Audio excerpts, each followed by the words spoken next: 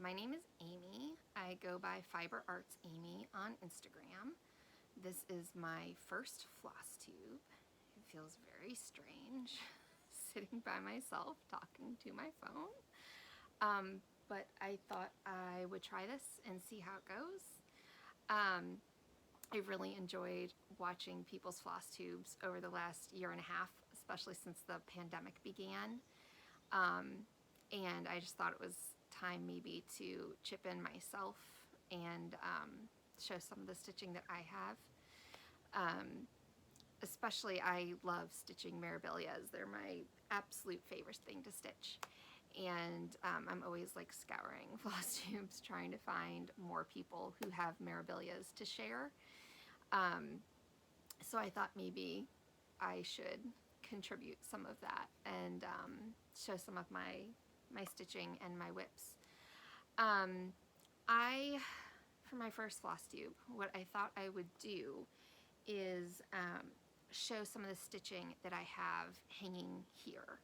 I say here because I'm at my family's cabin right now. I tend to keep certain whips at our cabin and certain whips at home. We're at the cabin right now for part of the summer. A lot of the stitching I have hanging here at our cabin I did not do. I have no qualms about buying somebody else's stitching and hanging it on my walls. So when I come across something that I really like at a Goodwill or a thrift store, or a lot of the times if an LNS is closing down and they're selling their shop models, I'm happy to purchase those things and hang them on my walls. And so when we bought our cabin a few years ago, in particular that year, I purchased a number of pieces that I really loved. I know I'm never going to have the time to stitch everything that I want to in my life. So if I see something that's on my bucket list, a completed piece that I really love that I wanted to be able to stitch, I know I can't get to everything, but an LNS is selling their model of the piece, I'm happy to oblige and to purchase it. So there's kind of a lot here. I have no idea how long this is going to take or if I'm doing this right, but I'm going to try. So I'm going to go through the things I have hanging on my walls here at the cabin first, and then I'll show the whips that I have here. I tend to keep separate whips here at the cabin as opposed to the home we're at most of the year. And then maybe next time I'll do this for one of the rooms in our house and show some of my whips.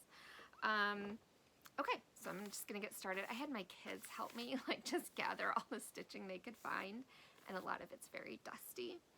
I have this welcome sign hanging in the entryway here.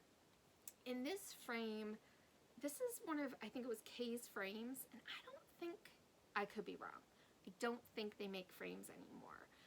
But I went through a phase a number of years ago of loving like the Kay's frames and the Hindsight, the patterns. Now this, I loved the, it's got a little key here, you can see. I loved this frame. I don't even remember what the pattern was from Hindsight that went with it. So I actually just sought out an alphabet that I loved, that I thought was beautiful, and just stitched welcome and had it put in here. And I had a professional framer mount it for me in here. I should say, I guess I started stitching, I think 17 years ago, and this is an older piece that I did. This is a new piece, relatively new. This is from a couple years ago. I stitch mostly really big things. Like I said, I love Mirabilia, like Lavender and Lace, that sort of thing. Teresa Wensler, although I have yet to complete a Teresa Wensler piece. But sometimes when I've been stitching on these enormous things and it's been 2 years and I haven't had to finish, I'll stitch something small that I really like. So this hangs in our kitchen here. Just says, be your own kind of beautiful. Let's see. Trying to put these safely, put these down safely in between, or when I'm done showing one. Hopefully everything won't fall over. And then I have some, a few little pieces that it turns out I actually dated the back of them. I don't remember the designer. Some of you might know it. Sorry about the glare. These were just tiny little pieces that apparently I stitched in 2005. I started stitching in 2004, so this would have been my second year stitching. And they came with like buttons and little pieces of wool to put on them. I have a snowman, a Santa Claus, and the turkey. I love the turkey. I don't know, something about that turkey I think is adorable. But I keep these up year round. If I'm going to stitch something and put the time into it, it's not going to be a seasonal decoration. So I don't care if something's blatantly Christmas looking, it hangs on my walls year round. So this is one of the shop models that I purchased. This was from an LNS that was closing down. The owner was retiring a few years ago. I love this piece. It was Marilyn Levitt and Bloom. I don't remember if she did it. Published this one under Lavender and Lace, Told in a Garden, or Butternut Road. But this is one of those pieces from that designer. My daughter I have 3 kids. My daughter's 6 and still loves bubbles, totally obsessed with bubbles. So I knew I wanted to do this one day, but again, there's so many that I want to do. So when she was closing down her shop and selling some pieces, I knew that I wanted to snag this one. I do have a craft room here in our cabin. We make some of our kids share bedrooms, so I can have a craft room here, and this hangs in that craft room. Oh, some of these are huge. Okay, I don't know if I'm gonna be able to get this whole one in frame. I'm gonna talk about it and I'll show it to you. So this is a piece I got from Goodwill. I will sometimes buy things from Goodwill. I won't buy any stitching from Goodwill, but if I see something that I like, I mean, I've gotten things there for like $12, you know, and they're these enormous pieces of stitching. So, I'm gonna try to hold this back. So this is, again, not stitched by me. I got it from Goodwill. I don't remember exactly how much. It was not much. I think probably less than $25. And the frame's a little bit beat up, but I'm just going to leave it as it is for now. It's a huge piece. It's cross-stitch based on P. Buckley Moss. Some of you might be familiar. She is an artist who had, it's been a while, but I want to say maybe back in the 80s, maybe 90s. This was before I'd even started stitching. She had a lot of her pieces converted to cross-stitch charts. My mother-in-law in particular is a huge fan of P. Buckley Moss. I've given her a piece. Actually, I've given her lots of ornaments, lots of P. Buckley Moss ornaments that I've stitched. I've given her a shop model that I found that I did not stitch. But I quilt as well. I love to quilt. I knit, I spin, I do almost any fiber art I'm willing to, you know, try my hand at. So I love this piece, and this hangs right outside my craft room here. If I can put it down safely without it falling, that would be a miracle. It's so huge. These are in like random order because, like I said, my kids just grabbed them for me. So this is also one that I got from Goodwill for just a few dollars. This is a Lavender and Lace piece. Again, I'm pretty sure this one was published under Lavender and Lace. It's stitched on linen. This is the piece that actually made me fall in love with Lavender and Lace.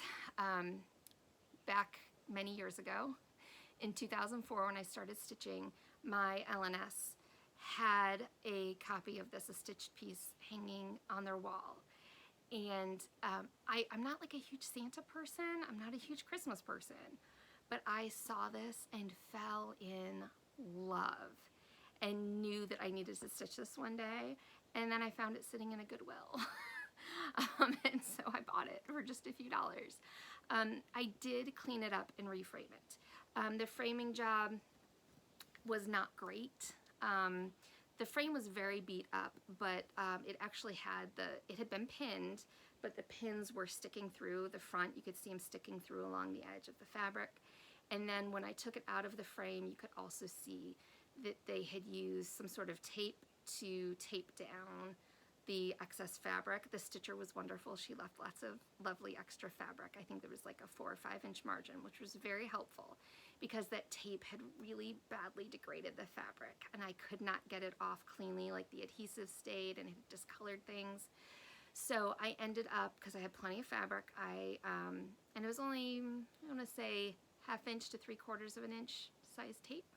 So I did end up cutting off the edges of the fabric that had been damaged, and I gave this piece a really good bath, and I stretched it myself. I was very proud of myself because I had only ever stretched very small pieces before this. This is the first like big one. I think I want to say it's called Santa of the Forest. I'm sorry if I didn't say that. So I stretched it myself. I knew I didn't want to use mats. So I stretched it myself and then took it to Michael's. I do not usually frame at Michael's. I know some people have amazing luck at Michael's. I myself am not generally willing to take the risk because I've heard so many horror stories. But this was a very inexpensive piece that, you know, I had purchased. I didn't want to spend tons of money in the framing. So I stretched it myself, took it to Michael's, just picked out the frame, and I do typically get museum glass if I'm framing something myself. So there was a bit of a cost involved for the frame and the museum glass, but I love it. And now it hangs up in my hallway and I get to see it whenever we're here, and I just love this piece. I actually kind of feel better that I have one of my like bucket list pieces crossed off my list. Now this is one I don't have to worry about getting to because I already have it hanging on my wall. I don't know if I'm talking too much. I have no idea how long this is going to take. This is another piece I got at my LNS when it was closing down. This is another one from Marilyn Levitt and Blum. I think published under the Lavender and Lace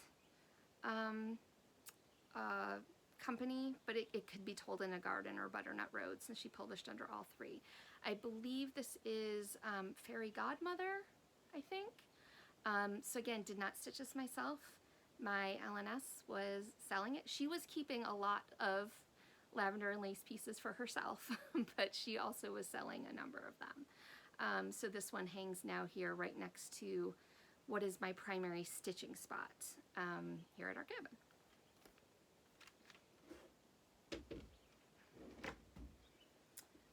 Okay. Oh, this is a small piece that I did, and I see I dated it. Apparently in 2007, my husband is from Virginia, and gotta get that one charm to come down. There we go. My husband's from Virginia, and we both lived there for a time. So it's just a small piece that I did, and I actually stitched this twice because I also gave a copy of this to my in-laws. Here's one that's not even framed properly. This is a piece I picked up at again, a Goodwill. It was like sitting in like a bucket of rags. It was ridiculous. I saw stitching and was like, what? This can't happen. This is to have a better life. I do need to do something better with it at some point, or something a little more permanent. For right now, it's just kind of pinned into a shadow box. It's not, you know, properly stretched or anything. Oh, here's one that I did do. And I'm not sure I remember the name. I think this was Gardenia Fairy. This is a Nora Corbett piece. We call it Avocado Fairy because I had stitched this outer part already and I hadn't stitched this inner color. And as I moved down doing it, there was this like dark area from the fabric left. My husband kept saying it looked like an avocado. So we called this Avocado Fairy. I do think she's Gardenia. This is stitched on probably Mystic from Picture This Plus is my guess. And I did not, so I hate Kreinik. I didn't do the Kreinik. I do use Kreinik sometimes, but sometimes, especially on a smaller piece, I'm like, I don't want to bother. I'll sub something else in. I think the Kreinik that was called for was kind of like a pinky shade, so I just went to my DMC stash and picked a pink that I thought would give, you know, a similar effect. And just so you can see the beading and stuff. she's gardenia. I love the flowers in her hair. I think she's very pretty.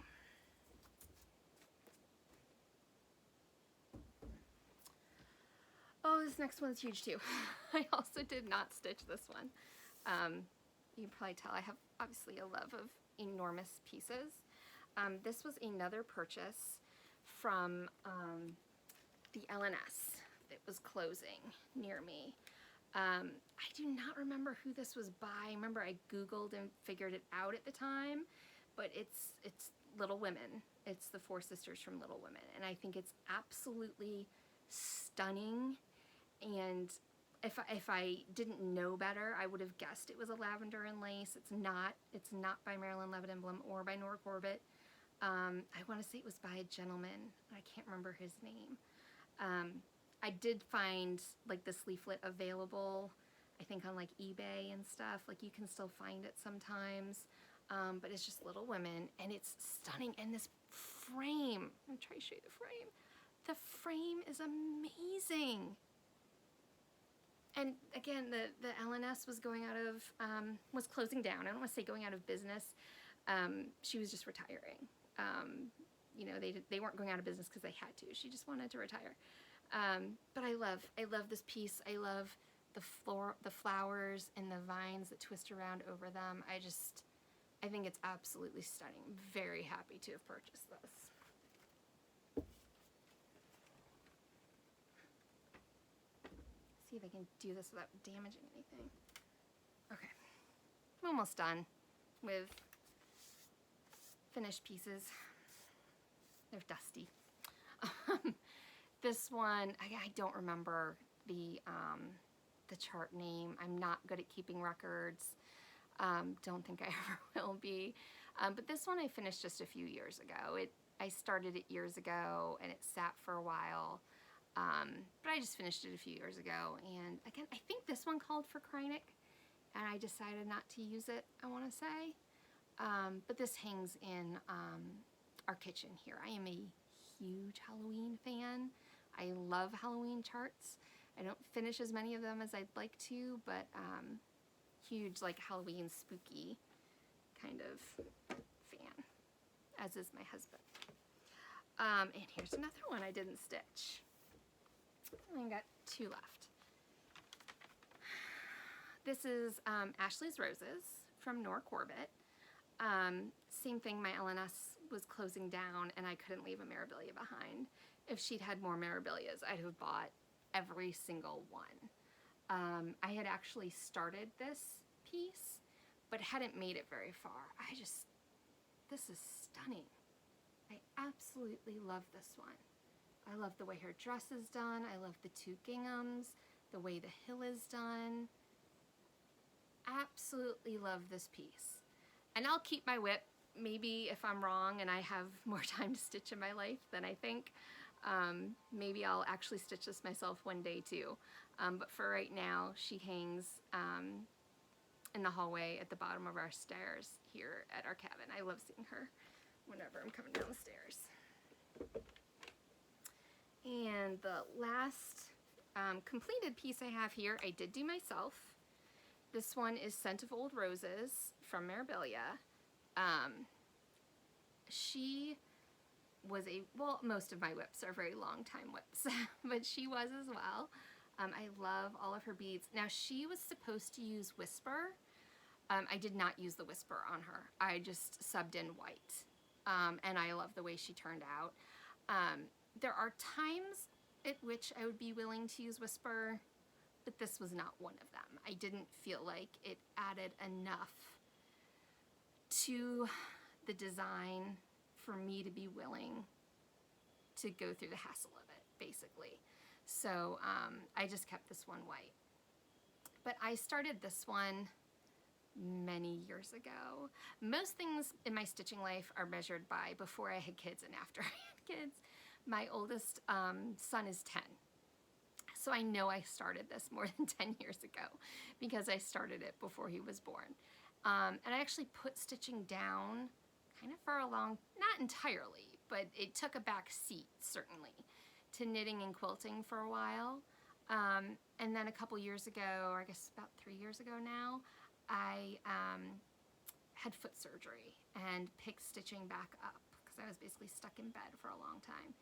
And I've been going gung-ho ever since. Still knitting and still quilting too, but spending most of my crafting time stitching.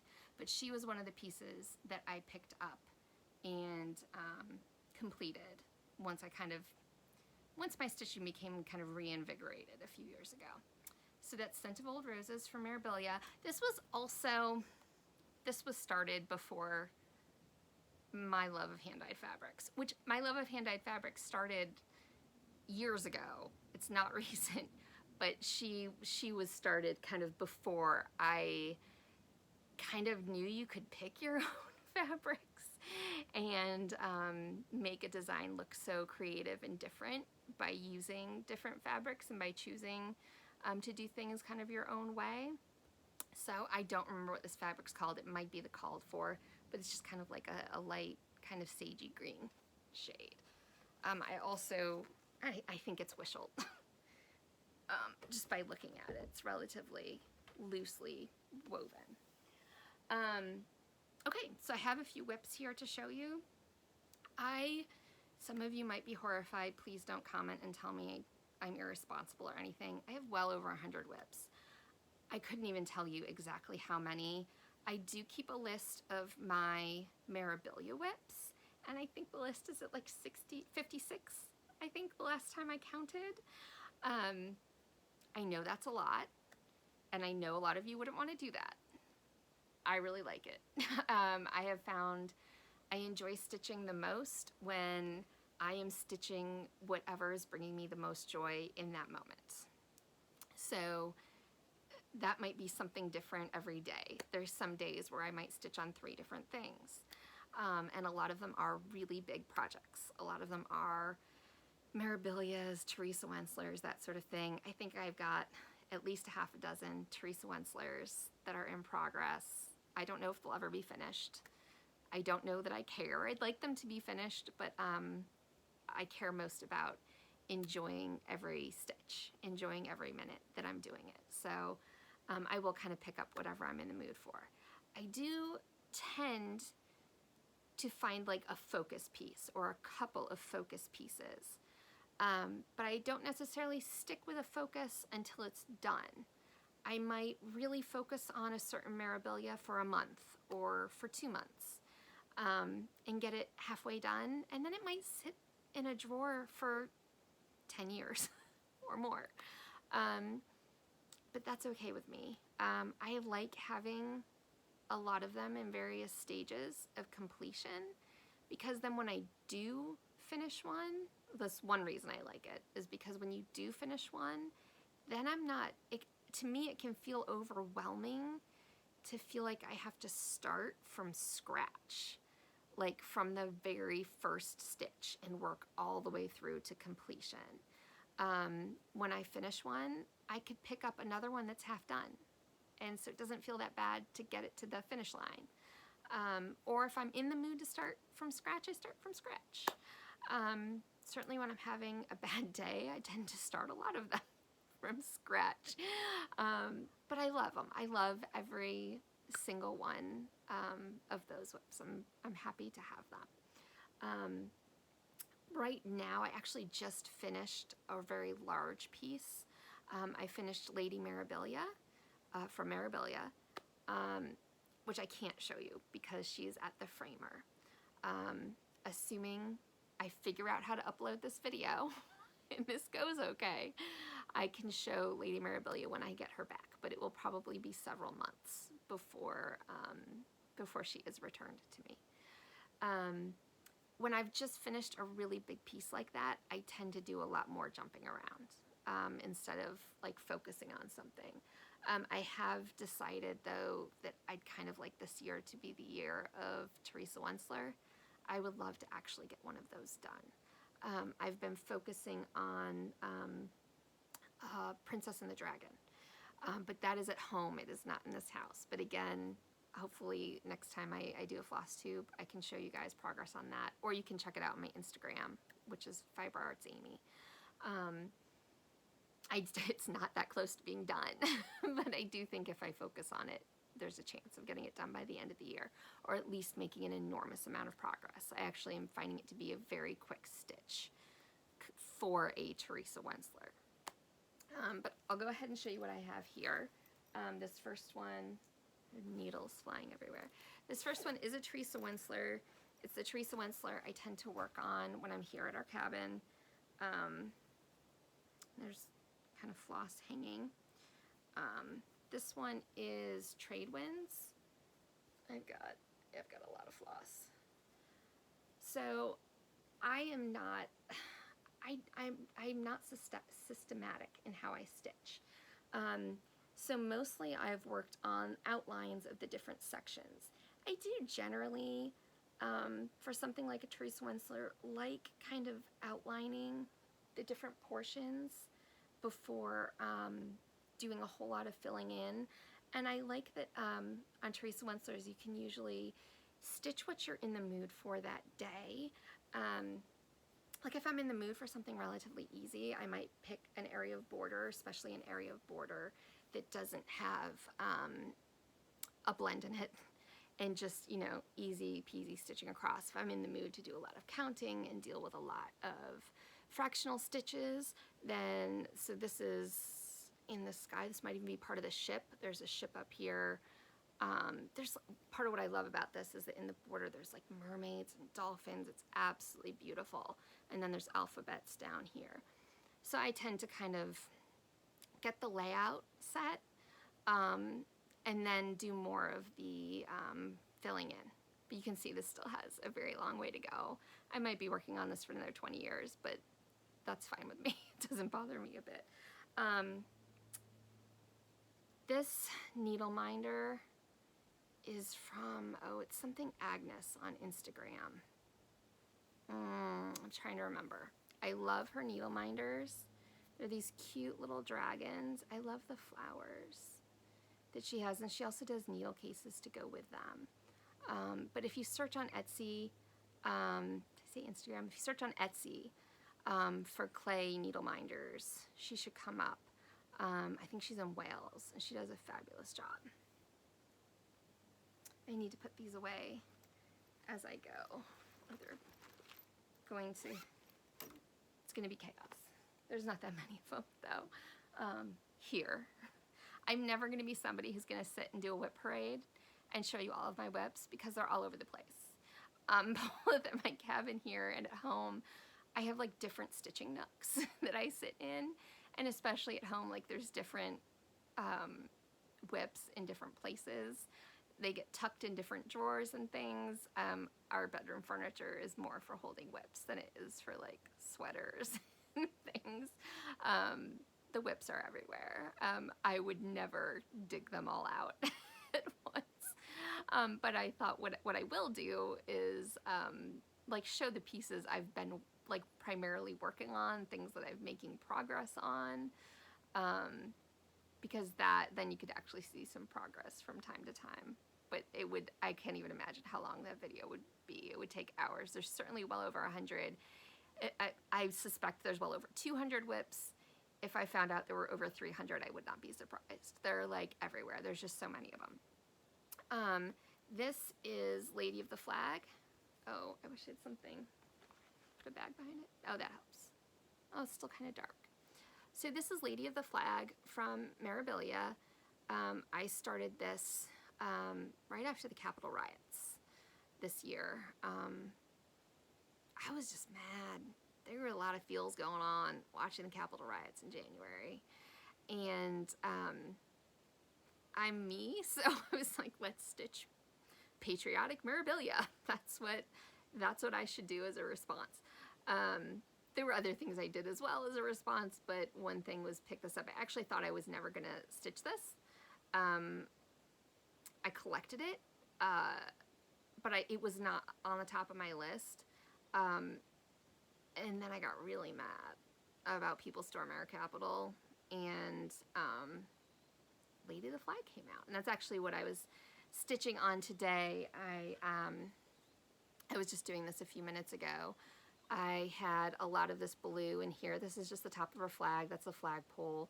and I was just working. I filled in some more of this blue in this here, and I'll probably work on that while we're here at our cabin this week. This is Clay by Kim, and I want to say it's like Little Agnes Needle Minder or something like that. Same company as the last one on Etsy, which I know I found by Googling like clay needle minder or searching clay needle minders on Etsy, so she should pop up pretty quickly. But yeah, that's my kind of small start on Lady of the Flag for Mirabilia. I think this start's even more pathetic. This one is Blossom Harvest from Mirabilia. I love this piece. I like all Mirabilias, with very few exceptions. But I think I do have a preference for her earliest designs. This is my, I should have a picture here for you. This is what Blossom Harvest is supposed to look like when she's done. And I just have some white from the top of her dress that I've done. And this is just a sparkly green fabric. It might be Picture This Plus, it might not be. I have a lot of old hand-dyed fabric stash from like back like 2004 to 2008 kind of years, from Sugar Maple Fabrics, which is no longer in business. Some Picture This Plus back from when you could get Picture This Plus. I am still waiting on my Picture This Plus order from last summer's Christmas in July sale. So it's been almost a year. Still waiting on fabric. I didn't used to wait that long for fabric. Sugar Maple Fabrics, back before they made their switch and started being sold, I think, by somebody else. I don't know the ins and outs of that. I have a lot of Country Stitch fabric. And then in recent years, there's been so many hand dyers. Now I have tons of stuff. But I have a lot from back in the day from those designers I mentioned. Also, you might notice, so I just started like in her bodice of her dress or near the top of the skirt. I typically find the center of the fabric and then I just count to wherever it is I feel like starting. I stitch whatever I feel like, and I'm happy to count all over the fabric. It only bothers me a tiny bit. I almost never make a mistake. I have made mistakes, but it doesn't usually happen because I count and recount and recount and recount again. And I will like check, like as I'm stitching, I'll check that I'm like, if I'm stitching here, I'll count from here to there and like from here to here. And, you know, count at a couple of different points to make sure that everything's lining up where it needs to be. Some pieces I've very methodically stitched from the top down because that's just how I felt like doing it. Like you saw Lady of the Flag, I started at the top of her flagpole and I'm slowly working my way down. This, I didn't feel like doing that. I probably felt like stitching with white. And that's what I'll do. If I feel like stitching a big blob of color, I'll just find a big blob of color that's like a color I feel like stitching that day. If I feel like doing something more intricate and having to do a lot more confetti stitching, I'll grab something like a Teresa Wensler, or if I'm doing a Mirabilia, I'll grab a part that's like in the hair, or often like the tops of her dresses have a lot more confetti, or there's a portion with more confetti. I'll pick something like that and work on that. I'll go anywhere to stitch whatever I'm in the mood for. My favorite way to stitch is two-handed in either a Q-snap on a stand or a scroll frame. I love the Yomonic frames. I've been getting those in recent years. My favorite way is to stitch two-handed. Teresa Wensler's I stitch poke and stab because I feel like with the Teresa Wensler, there's a lot of benefit to slowing way down and counting everything very carefully and deciding how I want to approach the fractional stitches, because there are times where I do them differently depending on what kind of effects I want to get at the end. I guess I haven't been showing project bags. I know a lot of people do that. These are bags actually I made myself. I play with all kinds. This just has a top zip, and it's just some Tula Pink fabric. It's just a simple bag with a zipper at the top, another Tula Pink on the inside, to keep everything just neat and together. Keeping things together is basically the only organization I do, is just making sure all the different pieces stay together and don't get lost, because that's the only time I have a problem. And this is what Teresa Wensler's Tradewinds is in. And then this is just, again, just a patchwork bag I made using some pieces of a charm pack.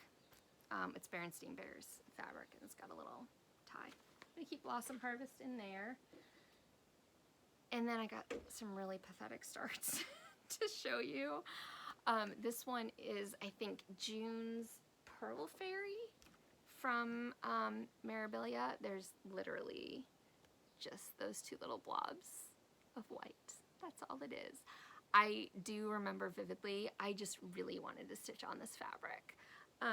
Most of my fabric choices run in like the blues and greens or maybe purples. This is red. This is like crazy red fabric. And once I'd chosen it and decided to use it, I just needed to start putting stitches in it. It just seems so fun. And I've never not been able to figure it out, knock on wood.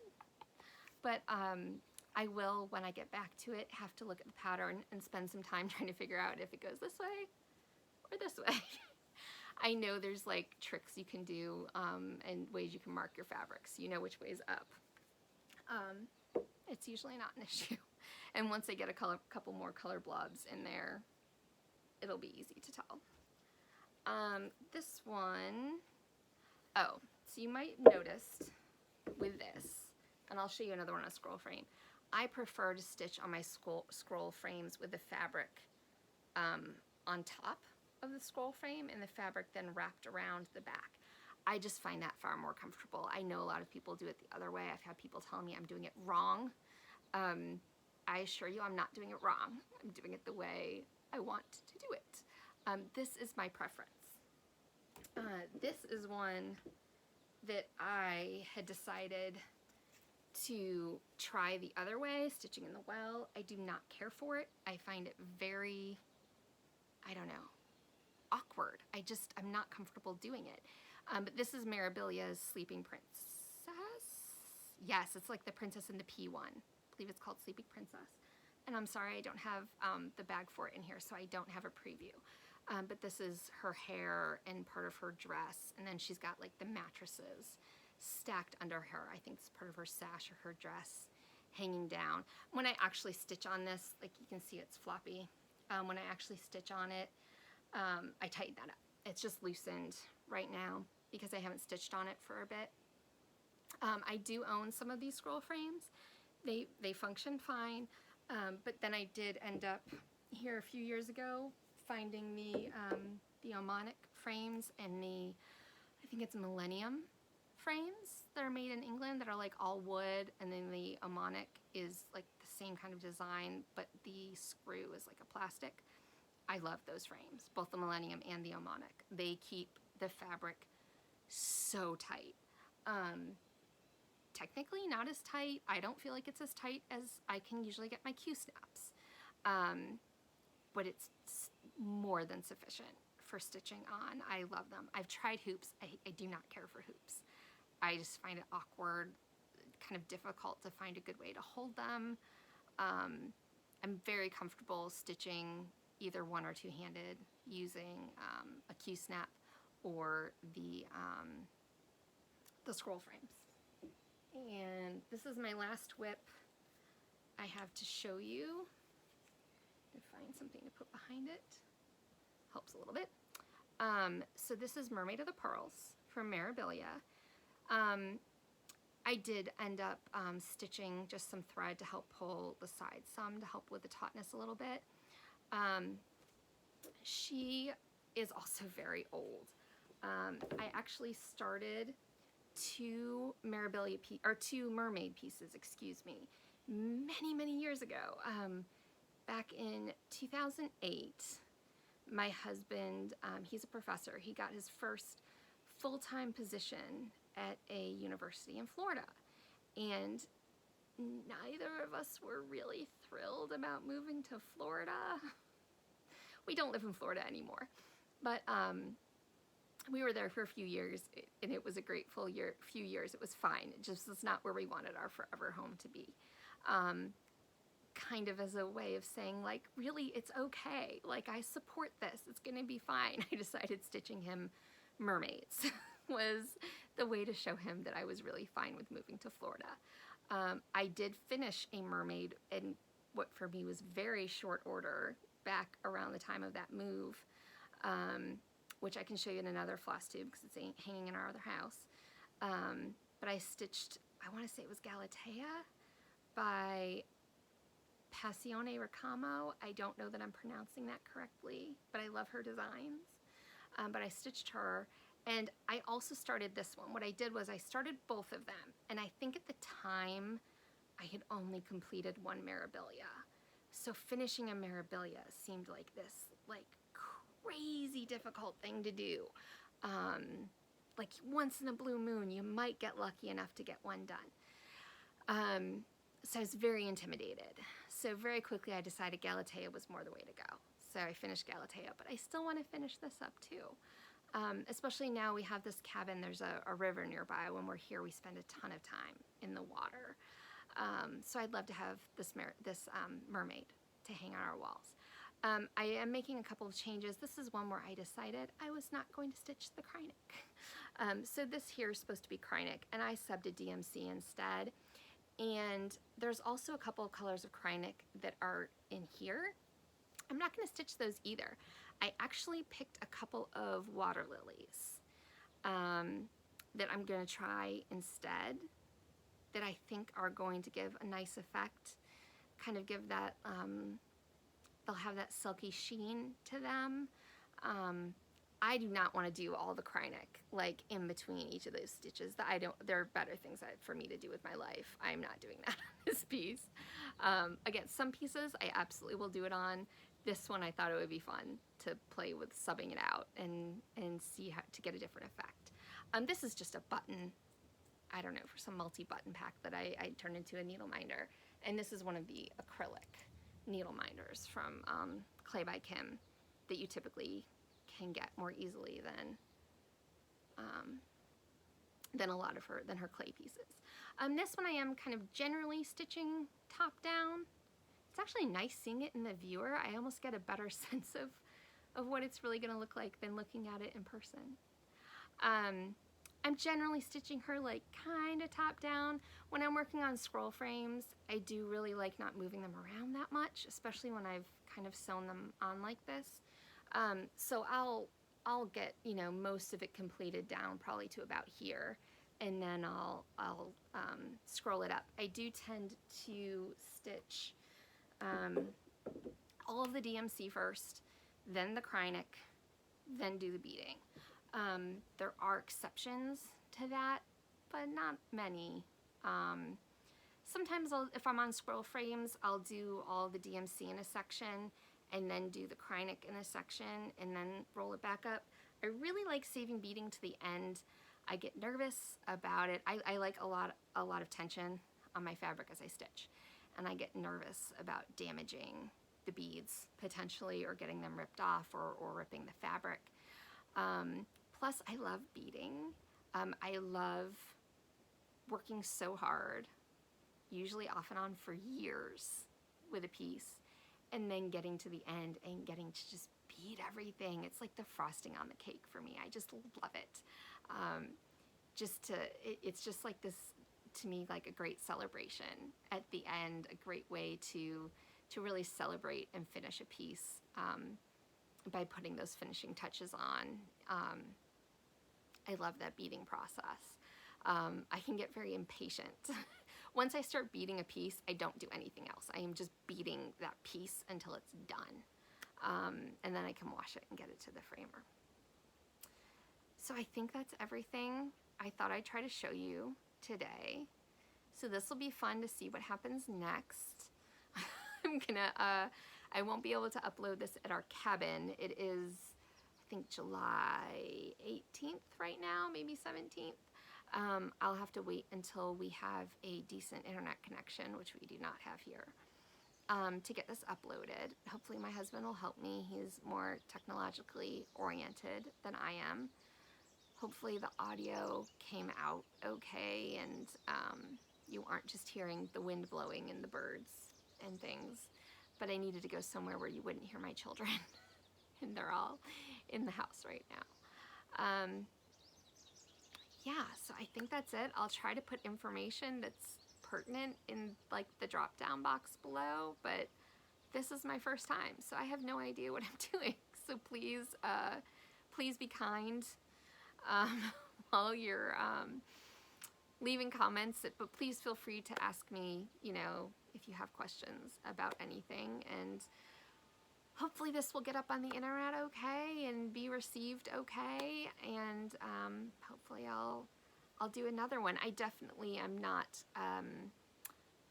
going to be, assuming this continues, I am definitely not going to be a Flosstuber who's like doing this every week or every 2 weeks or like on a schedule. I think I would be somebody who does this when I feel like I have something to share. That might be a lot of progress on some pieces I'm working on, or a ton of excitement about getting something up, or getting things back from the framers. I am more of a framing professional framer kind of person than a like do-it-yourself kind of finisher. So yeah, I am hoping to do another one, hopefully in you know, the coming weeks, because I'd love to show you some of the whips that I work on much more frequently at home, and I'd love to show you some of the pieces that that I have hanging at our regular home, our full-time home. Our walls are covered. And at home there's more of stuff that I stitched and less of stuff that I found at Goodwill or an LNS that was closing down. So, wow, 47 minutes. Thank you for sticking with me if you have this long. I hope this goes okay. Happy stitching, everybody, and hopefully I'll see you again soon. Bye.